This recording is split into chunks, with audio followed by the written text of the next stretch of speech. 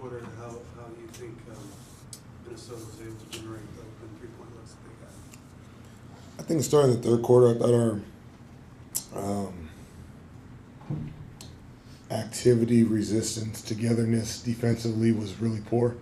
We turned them over, I believe, 0 times in the third quarter.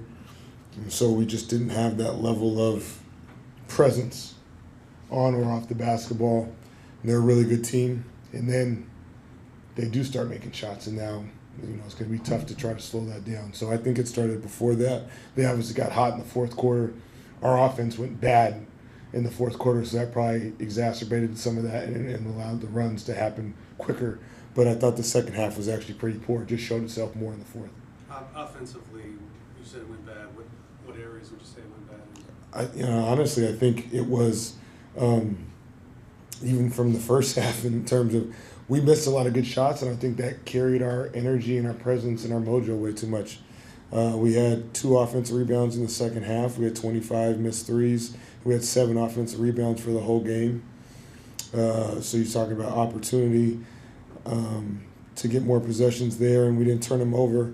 And so you're playing against a lot of set defenses. We got on our heels against the zone, did make some plays that were there, overthought it, held on to the ball, played against the clock, a variety of things. But just I think the biggest thing really disappointing was the activity and presence defensively, and then offensively just allowing the outcome to drive our energy and confidence. Did you like the minutes you got out of Dylan tonight, from his aggressiveness? I thought he was aggressive. I think he needs more than 0 rebounds and 0 assists. But he obviously did a good job getting to the rim, and it's great to have back. A lot of your doubles in the fourth kind of came a little late, or maybe like a little soft, and they had a very good idea of how they wanted to pass out of them to get open threes. How long do you kind of let that go before you're like, we need to try something different, or you want to just tell them like, hey, get your act together, we got to be more aggressive at one point with these? I think a lot of it was, miscommunications or bad rotations out of it, which then led to it being open. You do it late in the clock because it's hard. If you start scrambling for 18 seconds, it's hard to chase the ball that long. So a lot of times, we let the clock go down. So then hopefully if you're connected once the ball leaves the double, then you only have to chase for, somewhere between 4 to 8 seconds if you do it properly. And if you're connected on the back end, know where your rotations are and communicate through it, you should be a little bit more able to still have a contest and some resistance. And there were some real breakdowns there, and they made us pay. I want to ask what the rule is, but do you have some sort of rules for when and how your guys are supposed to double, or is it just by feel someone thinks they have a moment, they go for it? In what situation?